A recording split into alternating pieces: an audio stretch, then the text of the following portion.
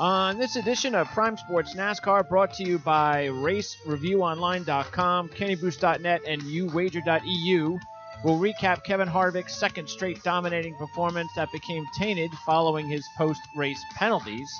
We'll also preview this week's race in Phoenix, where Harvick has 6 wins in his last 11 races. That and more as Prime Sports NASCAR on the Prime Sports Radio Network starts now.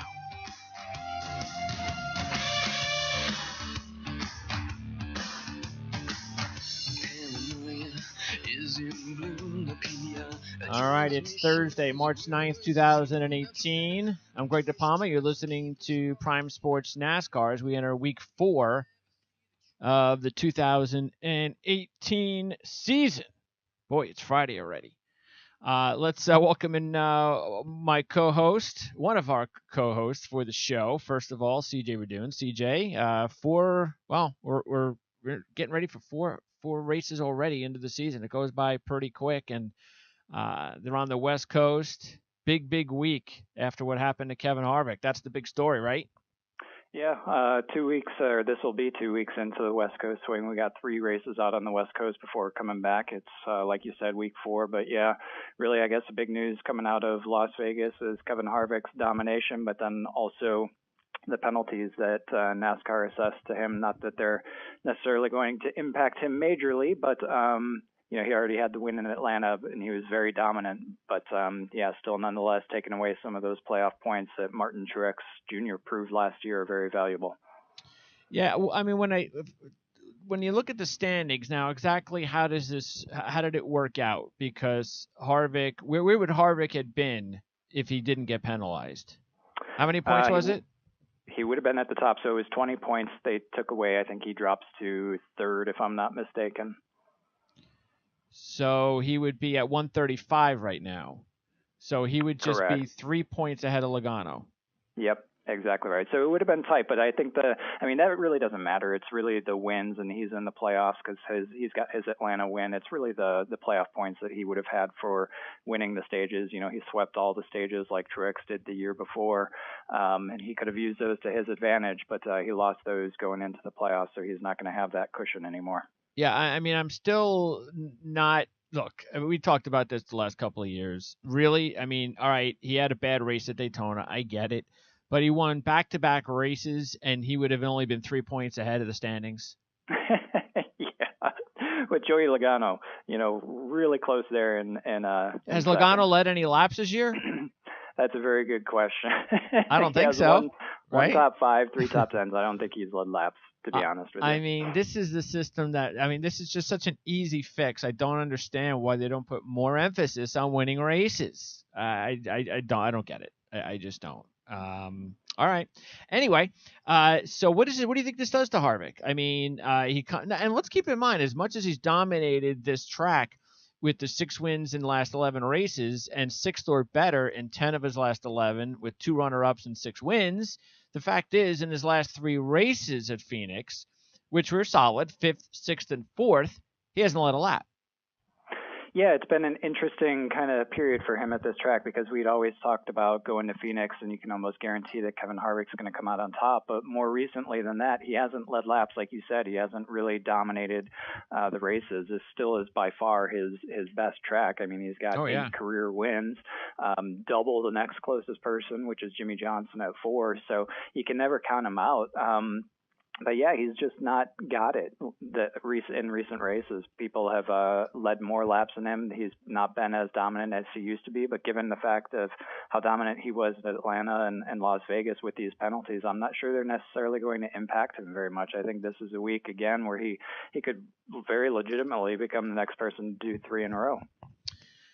Well, yeah, that could happen, no question. But he is 2-1. And that is where you get down to territory where you can go ahead and win a race and beat me all you want. If I'm going to put money on the race, it's not going to be with Kevin Harvick at 2-1. I mean, that's just not on Friday before practice even starts. No. Yeah, that's no. I mean, this is a crazy sport. And look, last week, Harvick was actually lucky that had, what was it? I believe it was McMurray's accident, because Harvick finally got in the back, whatever, fourth or fifth, and it was going on about what 5 or 10 laps, and he only moved up like a spot or two. He wasn't flying through the field, and then McMurray goes ahead and wrecks, and then they come into the pits and they come back out, and Harvick's on the front row on the restart, and he's no problem taking over again. So, I mean, that just shows you it's not so easy. You can be dominating in this sport, and it just takes, one situation where your pit crew gets you out a little late, like what happened to him, and you come out fifth or sixth, and you get behind dirty air, and something your car wasn't used to the entire race, and you're not prepared for it. Your car needs a little bit of time maybe to get through, but maybe you don't get lucky next time. So that's why it's very hard and kind of silly to go after a driver at 2-1, especially somebody that's won 2 straight weeks. I mean, to win 3 straight weeks. I mean, how was the last time that's happened? I couldn't tell you. I think it's only happened like 23 times in the history of the sport up until now. I know Dale Earnhardt did it. Kyle Busch has done it. Joey Logano has done it. I think probably Logano, maybe it was Busch. One of those two obviously was the last one that did it, though. But it's been a long time. It's really hard to do. It's really hard to win back-to-back races. But to your point, I mean, look at all the issues that we had last year on pit road. Look at all the issues we've had so far this year on pit road. I mean, anything could happen with a lug nut getting hung up. You could have a gas tank issue. You can have speeding penalty, just one poorly timed caution depending upon when you pit. I mean, that could really screw up your whole day. And one of the things that I found most interesting coming out of the Las Vegas race, and I think it was Paul Menard, or maybe it was Eric Almirola, one of those two guys, one of the other Fords that were back there in 9th or 10th, they were really happy with their results. They had a nice long day, came away with a top 10 finish, and they were fighting the whole time to do that because they were back in traffic. And they commented that Kevin Harvick had it pretty easy, and he could run away from the rest of the field with his car because he was out front the whole time. He wasn't in the back fighting with traffic like those guys were. So they felt like they learned a lot more, maybe made some strides on this team. But yeah, Kevin Harvick, somebody's got to put him back into the traffic. And I think once we see that happen, we might end up with a different outcome for a race. Speaking of Ford and Penske, you've got Logano and Blaney first and second in the standings. Then you got Harvick, who's sitting there, of course, third, as we mentioned, another Ford. Then you drop down to Keselowski, another Penske at seventh. And maybe is it time to start talking about Paul Menard, as he's got 2 top 10s to begin the season? Yeah, I definitely think it's time to start talking about him. I mean, he kind of had an off year last year. Maybe it was 2 years he's kind of had off years. But I remember talking multiple times about how he's so good at the beginning part of the season. Then it gets to late summer and he starts to trail off. I think we're starting to see that old Paul Menard get back. And by the way, he's got a much better car and team now going forward. So with his results, I've been really impressed with his ability to get out of the gate. I mean, so far he's got 2 top 10s out of 3 starts. His worst finish was Atlanta, where he started 15th and finished 17th. Absolutely nothing that I'm seeing out of this team gives me any kind of pause. And I think the move to Wood Brothers has been great for him, and he's kind of been flying under the radar. And I think those people who were looking for long shots, certainly in this first half of the season, could do a lot worse than Paul Menard at this point. 9th place last week. I mean, he's doing pretty well. Speaking of long shots, as we look at the continue to look at the odds, and they're presented by uwager.eu. And if you want to wager on the race this week, the Ticket Guardian 500, you can do that right now. Click on the uwager banner on our website. You receive a $100 risk-free wager if you sign up now with a minimum deposit of $100. And there are 2. There are probably. Let's talk about. You know what? We could probably even throw in Blaney because he's a long shot at 20-1. So let's talk about 4 long shots in this race. Eric Jones at 18-1, Blaney at 20-1, Bowman at 35-1, and Stenhouse, who's in the field, which is nice because he finished top 10 in both races here last year. So you get Stenhouse and everyone else that's not on the board at 20-1. Look, Blaney is the obvious one, even though he doesn't have a great resume here. But let's keep in mind he did start on the pole last November, led 11 laps, wound up finishing 17th. But in the Xfinity Series last year, he was second in both races. He's led 162 laps in 3 Xfinity races, and he does have a couple of top 10s. in the Cup Series, and we know how much better Ryan Blaney is this year. So with all that said, at 20-1, shouldn't you be taking him right now? Just like last week before qualifying starts. Yeah, absolutely. Now's the perfect time to take him because I'm willing to bet once he gets out of the blocks, he's going to show some pretty fast practice times. Like you said, started on pole last year. In fact, 3 out of his 4 races, he started inside the top 10. His worst start was his first start at this track in this race in 2016, and that was 12th, and he finished 10th. So I think he needs just a little bit of luck to go his way, stay on top of the handling throughout the afternoon, but he's probably going to end up with quick practice times in a good qualifying position, which means he's definitely somebody that you'd want to grab today versus Saturday or early Sunday. And I also think this is a real good week. If you're going to take Erik Jones, this is the week to take him. He's been better each of his 3 races at this track. 4th last time out. Xfinity Series. He's 7 races, all top 10s, a runner-up, 2 poles, and 109 laps led. So Erik Jones is also a very good pick this week as the long shot. And even though he's a good long shot, he shouldn't be ahead of Blaney at 18-1, but it's a good number for him. Yeah, it's a really good number for somebody like Erik Jones. And even if he didn't have those statistics from, his past days at this track in Xfinity, I'd still recommend taking him this week just based on how he's performed in the first 3 races of the season. He's another guy coming into a relatively new team. I mean, he was with Furniture Row Racing last year. Now he's Gibbs took over Matt Kenseth's seat, and he's absorbing the pressure pretty well. He's doing some very good performances in these races. He's not looking like he's in a new team and a new organization. And then when you look at his Phoenix record, just even in Cup alone, the last 2 races, both of the races in 2017, 8th and 4th, and his worst starting position was 11th in the fall race. Hasn't led any laps here, but he finished on the lead lap and inside the top 10 in both of those races. I think he's another one that's in store for a really good day today, or Sunday, I guess, assuming everything kind of goes his way and he doesn't have any bad luck. All right, and Alex Bowman is another long shot to consider at 35-1, and so far he's been okay to start the season.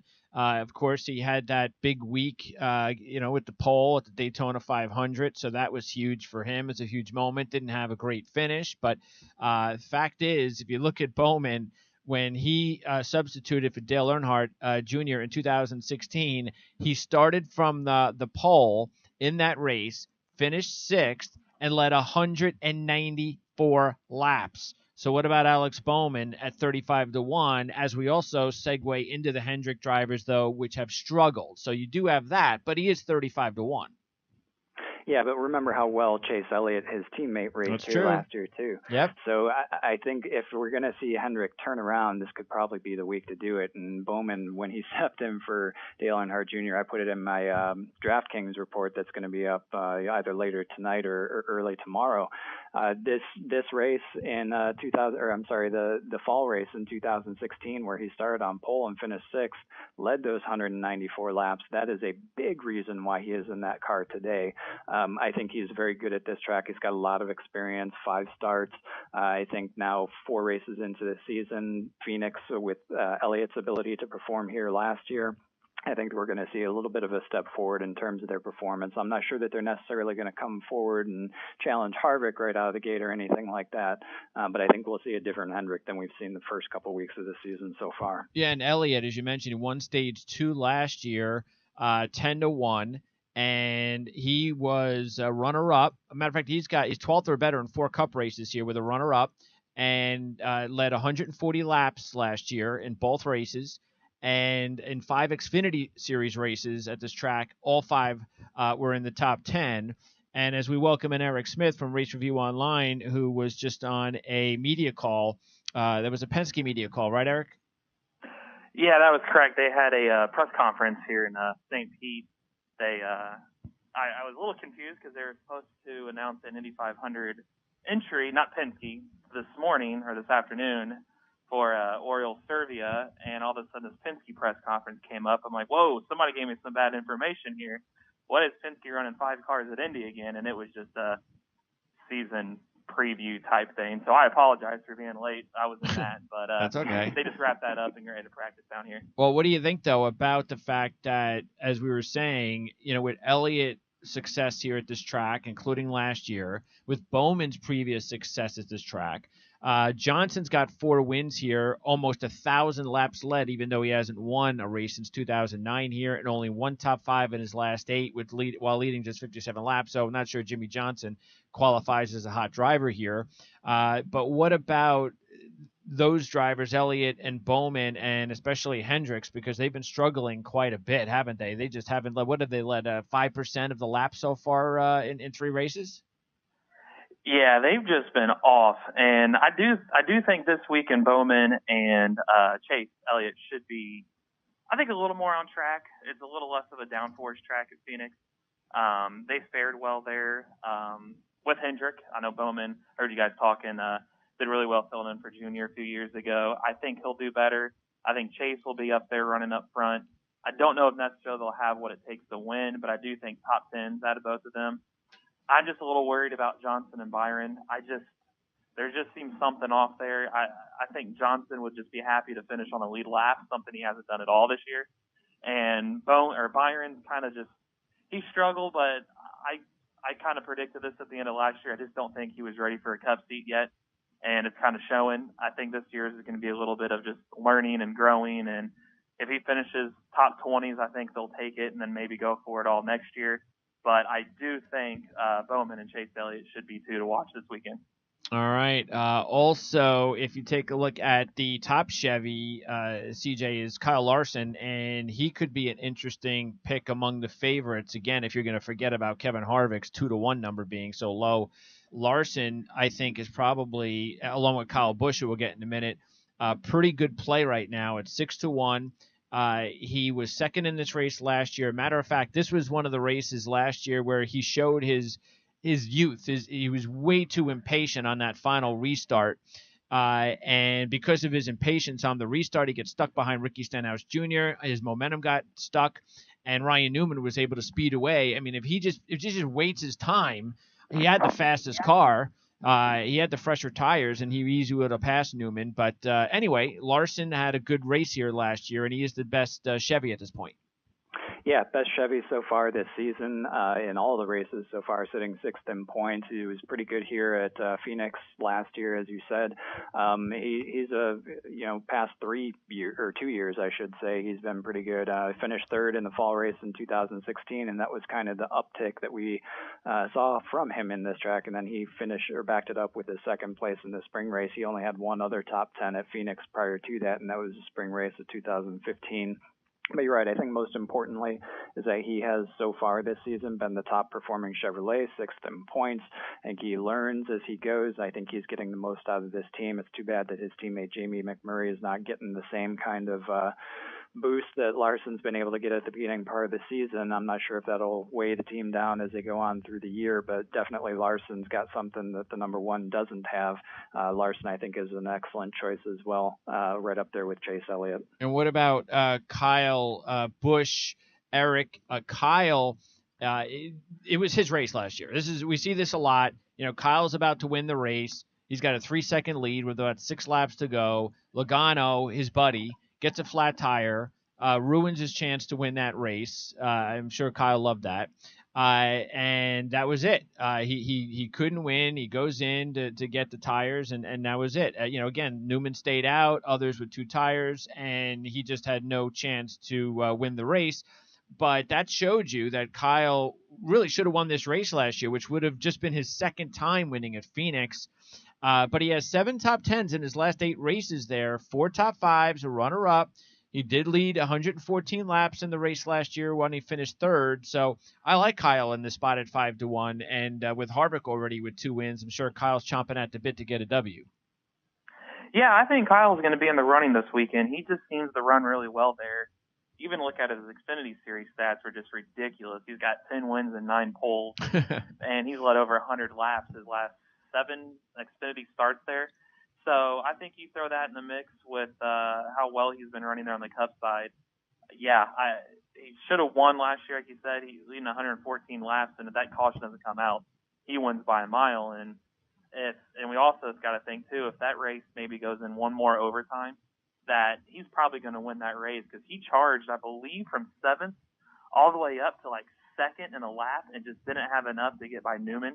Yep. And with only being a green-white checker there, that if that race went one more lap, he was going to win. So I would venture to say, with how his season's gone so far, he's going to be chomping at the bit to get a win. So I think he's definitely going to be among the favorites this weekend, and it would definitely be a good play to bet on. We were talking about Blaney and Menard, and we just touched up on Logano just a bit, but talk about the top two Penske guys here, CJ, Kozlowski and Logano. Kozlowski's 7-1, Logano's 11-1. Kozlowski's not a play, right? I mean, no wins in 17 races. He hasn't led a lap in 2 years, over 2 years at this track. So I wouldn't touch Kozlowski at all at 7-1. Logano, though, I would. He's 11-1. He won the race in 2016. He led 82 laps in this race last year from the pole. He was caught speeding on lap 119 last year when he was dominating the race at that point, led stage 1. Tire went down even later in the race with 6 laps to go when he was in 11. So don't worry about his, his finishing spot here last year in this race, because he was a lot better than that. So he could have had 2 wins in 2 years here. So to me, Logano's definitely the choice out of the two. Yeah, completely agree. I'm on the Logano band camp this week. Of the two main Penske guys, certainly. I mean, 82 laps from pole led before ending up with the issues, like you said, and finishing 31st. Prior to that, the fall race in 16 was the one he won. He started 9th in the fall race last year, finished 12th. When you compare that to Keselowski, just one top 10 finish in the last 4, which was a 5th place in this race last year, but hasn't led any laps in 2 years, like you said. Definitely, I think that of the bunch, you got to go with, or of the couple, you got to go with Logano for sure. He just has a better record here, a little bit more upside potential, and I think that he's been so consistent. Like we said, he's leading the points. Were it not for Harvick's penalty, he'd be second still, but 132 points, very consistent so far this year. Coming to a track where he outperforms his teammate, better odds there. I think you got to go with Logano. The defending Cup champ, Eric, is Martin Truex Jr., and you look, he's got a couple top 5s in his last 2 races. We don't care about Daytona, so he's looking okay. We talked last week about the slow start to the season, and he went on to win a Cup Series. But at 7-1, you look at 2 top 5s. First of all, you're going, well, why wouldn't I take Martin Truex Jr.? I mean, I'm going to jump all over that, but it's until you see his past history at this track where he hasn't led a lap in his last 11 races here, and he's never won a race here, even though he had a good result last year. This just hasn't been a good track for him. Matter of fact, as we were talking before, Eric Jones might actually be a better pick than Truex this week. Yeah, if I have to go with a Toyota, I would definitely go either Eric Jones or Kyle Busch. Truex I don't know what it is about Phoenix, but that track does not suit him well. With one top 5 finish since 2009, and that came last fall. And really, in last fall, he kind of ran around, but just really wasn't a factor all day. He's got 2 top 5s total at Phoenix, and an average finishing position of 16.96. So, yeah, I don't think I would touch him this week. He would not be one that I would want to definitely put my money on. I think there'd be other drivers, like you guys said. I don't know if I would touch the Penske's either. So, if I did, I'd choose Logano. And out of Truex, I don't think I would touch him either, just based off those stats. All right, before I let you go, CJ, I know you got to run. Give me your top pick right now. If you had to lean towards a driver that you would favor before qualifying starts a little bit later on, and also a top sleeper, and I know we've already talked about a couple. So give me a guy you're leaning on right now for your top pick and maybe your top sleeper. Well, it's hard to go with Harvick given that he's 2-1 at this point, but I think he's probably going to end up having a really good day. Right now, aside from him, it's probably a toss-up between Kyle Busch and Chase Elliott, to be honest with you. I think both of those guys look pretty strong here in the past. Both of them have been running pretty consistently so far, or at least showing potential to have a good race on Sunday, at least to this point in the season. So I think early, those would be my 2 guys. From a long shot perspective, probably somebody like Ryan Newman. I mean, this is probably his best track. I think he's had some upside so far this season as well. I don't think he's necessarily going to come out and dominate, and it would take some dominoes to fall his direction in order to make it happen again, but he's done it here before. So I would say Ryan Newman at this point be my long shot. All right, Newman at 45-1, and yeah, he is the defending champ. All right, CJ, so enjoy the race, and we look forward to talking to you again next week.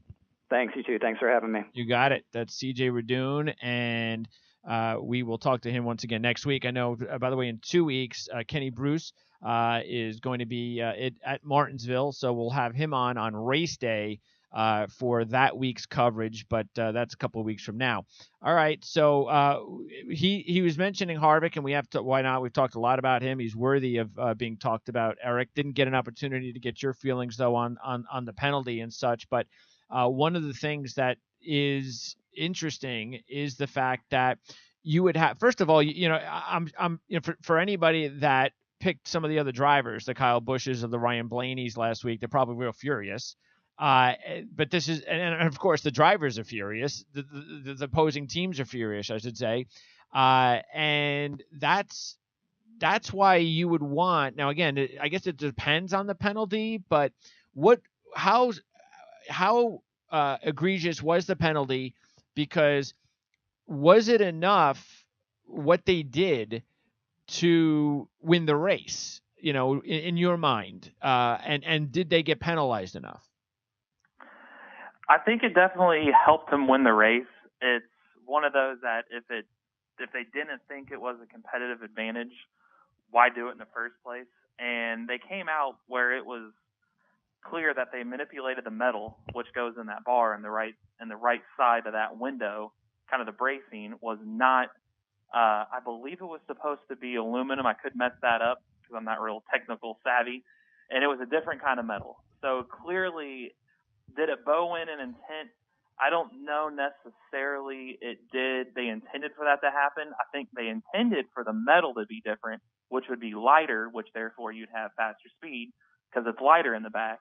But I saw yesterday, Jim Utter tweeted out from motorsport.com pictures of 4 other cars that their rear window was like that. One of them was, I believe, Kyle Busch, Austin Dillon, and I think there was 2 more, and their windows were all the same way. So that tells me this isn't just a Kevin Harvick problem. This is a NASCAR problem because teams have found a gray area there. Okay. And he wasn't the only one that has done it. He just was the first one to get caught.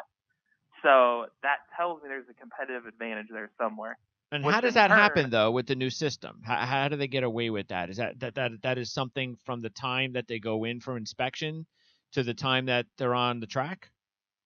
Yeah, well, it probably shows up to the track that way, and here's why. The new system it's like a big laser tint, per se. Yeah. And it templates the car.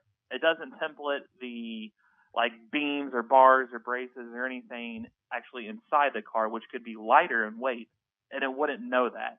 Because as long as it looks like it's a bar sitting there and it's holding something up, they have no way of really testing it. Okay. But as long as the car's body passes the specifications allotted for it, like Ford's got their own measurements and Toyota has theirs and Chevy has theirs, as long as it hits every angle and it's the same length and height and everything they need it to be, then it passes. But when it gets back to the R&D center in Charlotte, what they do is they actually almost dissect it. They'll actually start taking the car apart. And that's when they notice, when these pictures surface, like, whoa, there's a problem here. And so when they take it after the race, they probably notice. That's why they say it passed inspection, because it met all the requirements per the laser. But they always take it back to the R&D center for this reason. They'll actually tear into it and be like, whoa, hold on here. This car might be legal as far as the weight measurements for the body, and the body's the right size, but they've got some parts here that aren't. So that's where they discovered it, and that's the only problem is for NASCAR. That's why teams do this. That's where they look for this advantage, because they know NASCAR is not going to take 37 cars basically. It's pretty much seems to be on the entry list these days. They can't physically take apart 37 race cars and put them back together. Sure. And get them through tech before every practice and qualifying and then the race session. So in my mind, I don't know if that penalty really hurt Harvick a whole lot. I think it met the rule book per se for, hey, we got to strip it. I know they don't use the encumbered word anymore, but that's basically what that finish was. But he already won in Atlanta. So it really doesn't hurt him. The only thing he lost was the stage points.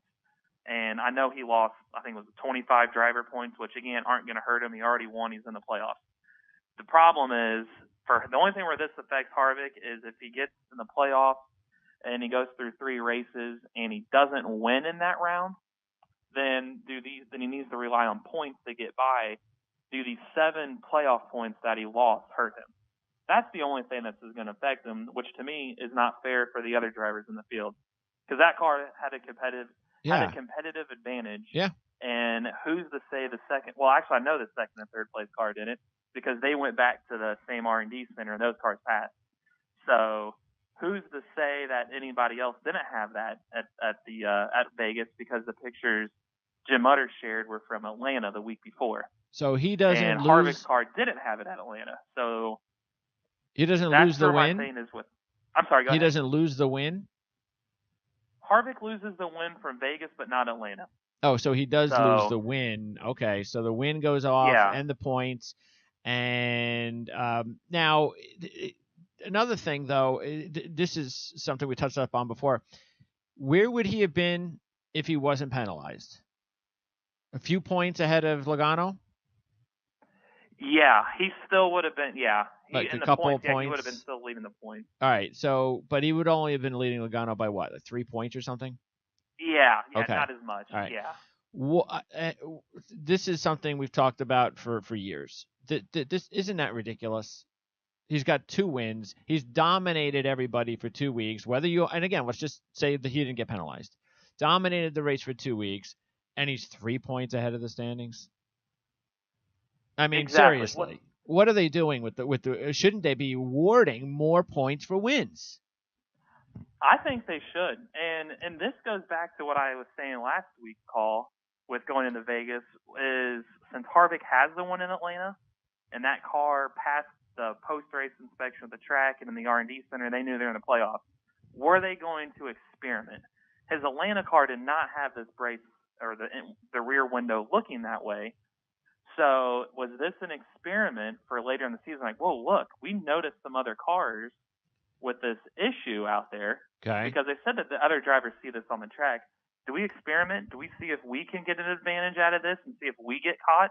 Because if we do, what does it hurt us? That's true. And that's where I think you're on the right track, where the penalties and race win, it's just not enough. Because if I'm them, why would I not step outside the box every other week to go on if I know that I can still stand on my Atlanta win? Yeah. And points don't matter to me. Yep. And to me, that's a problem. Yep. I think they need to award more points for a win.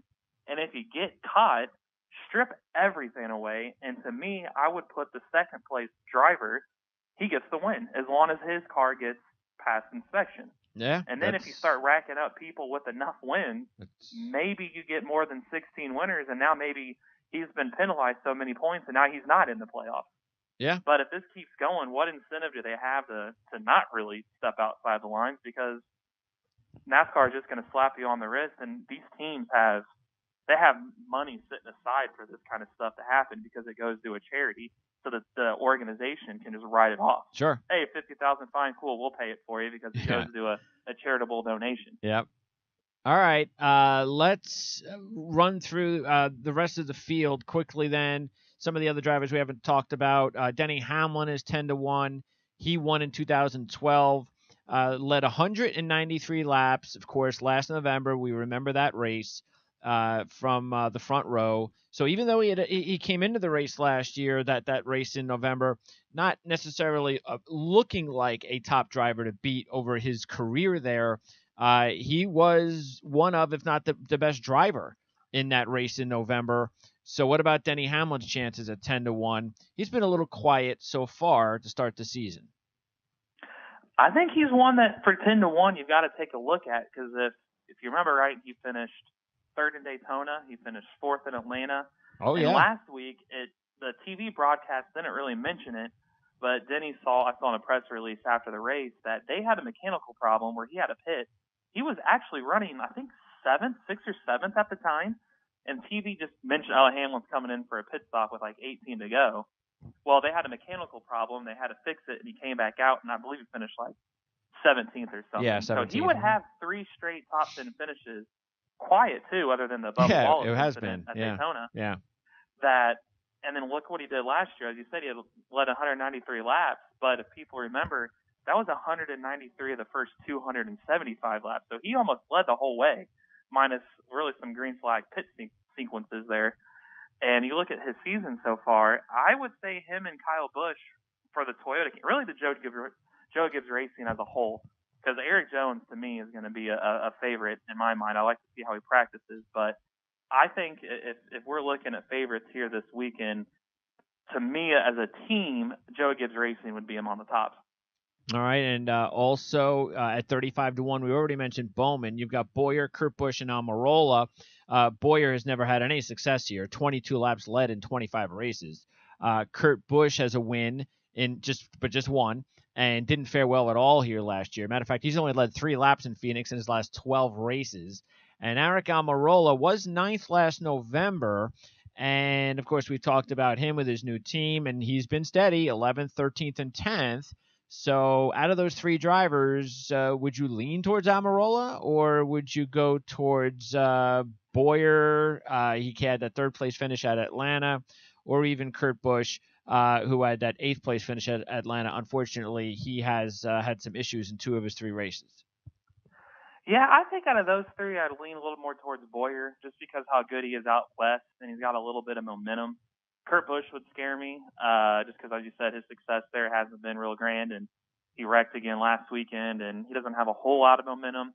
Almirola is building momentum. I just think I don't see him as a shot to win this weekend. What about fantasy? What about fantasy? If you're taking the 3 guys, do you still trust Bowyer the most over Almirola to give you a good run, average run, in that situation, if we're just talking fantasy? Fantasy-wise, yes. I think out of the 3, you trust Bowyer most, but I want to throw in that wrinkle that 3 of the last 4 Phoenix races have gone to overtime. Okay. And the way Aric Almirola has been consistently a top 15 car, I could honestly see them if the late yellow comes out and he's running top 15-ish, like 7th to 15th, kind of doing what Ryan Newman did last year. Why pit? Let's gamble. Let's see if we can get that car in victory lane. And Bowyer, I could see maybe going for a strong run rather than risking doing that and then it backfiring. Almirola's in a position that, hey, what do we have to lose here? We should have won Daytona. We ran well at Atlanta. We've been up there at Vegas. Let's try it. And Billy Scott, I know, has been kind of known to maybe gamble a little bit. So I would say Aric Almirola would be. I trust Bowyer more, but don't count out that late race caution and Aric Almirola going, you know what, I'm staying out. Let's try to win this thing, and maybe playing out for like what Ryan Newman had last year. All right, and then let's see. You've got the deep long shot. Suarez was 7th in this race last year. He has 3 top 5s and 5 Xfinity Series races. Jamie McMurray's only led 31 laps in 29 races at Phoenix. Paul Menard has never led a lap there. We talked a little bit about him before. Of course, he's off to a nice start with 2 top 10s in his first 3 races. So out of those 3 drivers, Menard, Suarez, and McMurray, who would you go with? I'd go Suarez, just the fact because of Joe Gibbs Racing should be pretty strong this week, and he's got great information to lean on from his teammates with how good they've been at Phoenix. I know Suarez pretty much considers Phoenix his home track, being closest to Mexico, that the track is. So he ran decent there last year. I would say Suarez, with those odds, I wouldn't count him out with the top 5. So for fantasy-wise, he would be a good one to go with. For those odds, I would definitely roll the dice with him this weekend because I do think he will have a good shot. And if you remember, right, he's driving the 19 Toyota that Kevin Harvick beat Carl Edwards, that same car that he's driving, and that photo finish a couple years ago. So that car is capable of winning. I think Suarez on a track like this would be a great track for someone like that or like an Eric Jones to get their first win at. All right, and finally, drivers that are considered in the field that you wager, and that at 20-1 include Ricky Stenhouse, who is top 10 at both races last year, 4th in this race last year. And if you take a look at some of the other drivers that are considered in the field, you've got Austin Dillon, Daytona 500 champ. You've got Darrell Wallace Jr., Chris Buescher, and then the rest, Bain and AJ and so forth. So and then includes Byram from Hendricks. So Stenhouse the best out of that lot, right? Considering what he did here last year, would this be a week that you would consider the field at all because of Stenhouse and Dillon, or not so much?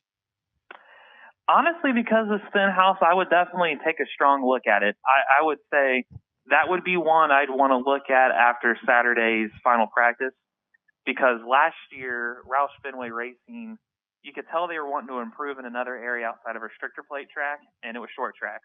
And Stenhouse was at his best, really outside of Daytona and Talladega, on short tracks or tracks that race like a short track, i.e. Phoenix. So I do think he could have a shot this weekend, only because Ford's led 84% of the laps this season. They've won every stage. Stenhouse, I would venture to say, should qualify up front. We'll just see what happens tonight.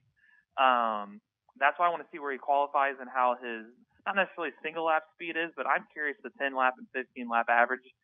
See how much of a fall off his car has compared to the big dogs that we expect to be favorites. Because if he's running up there, yeah, he's one I'd watch out for. Because this last year he was running up front with Kyle Busch, and then especially in the end there, him and Kyle made a run, or I know he restarted on the front row with Newman, but he didn't fall back too far after that green flag. So, yeah, I would look at the field only because of Stenhouse.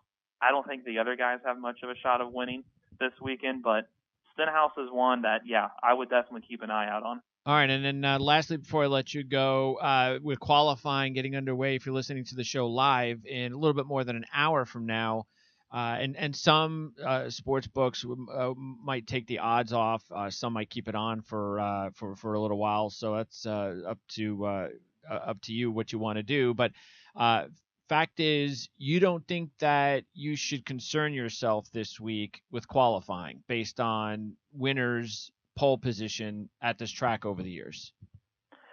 Surprisingly, no. And this is a weird stat that NASCAR sends out weekly. And you would think of Phoenix as being a track position track. It's a 1.022 miles track that races like a short track. Track position starting up front would be key. But the stat they put out there are the 43 Cup races that have ever been run at Phoenix. 22 of them have been won by starting 10th or better. But 21 have been won from a starting position 11th or worse. So that's basically half and half. So, and you saw what Newman did last year. He started outside the top 20, and he ended up winning. Because I think because of these pit calls and these late race cautions, it can jumble the field up, that I wouldn't necessarily put a lot of stock in qualifying this weekend. I think the big thing you're going to have to watch out for is your 10 and 15 lap averages, because this race can go for long green flag runs that you're going to want to stay on the lead lap to keep yourself in position. And some of these cars that may not make the final round of qualifying, they may have good long run speed and could just kind of the cream rise to the top. You get a caution at the right time. Now all of a sudden you got a guy that didn't start in the top 10. Now he's contending for the win. For some reason, Phoenix has been this way. The stats are true. 51% chance to start up front, 48% chance to start mid-pack. So this is kind of an even keel. It doesn't matter where you start, which you would think a restrictor plate race would be like that. But Phoenix, for some reason, has been racing this way. So I would say starting position doesn't tell the whole story this weekend. All right, sounds good. So, Eric, appreciate it. Thanks for talking over the past 20 minutes, and CJ's been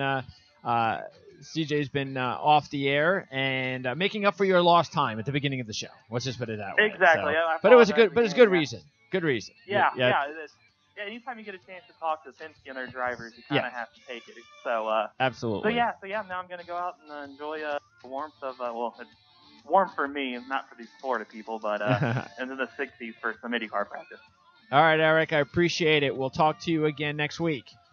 Thank you. Thank you. All right, that's Eric Smith, Race Review Online. By the way, you could follow Eric on Twitter at Eric_Race Review. You could follow CJ at CJ Radoon.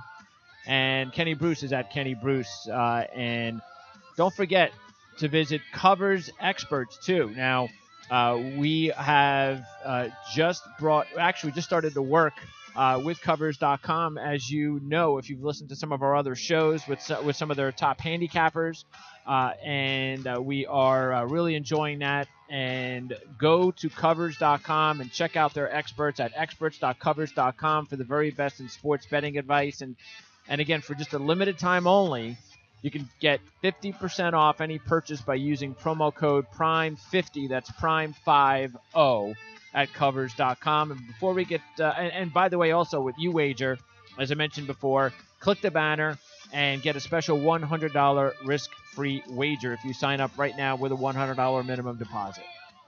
Don't forget to follow us on Twitter at PrimeSN, and check us out on YouTube, iTunes, and the Prime Sports Network.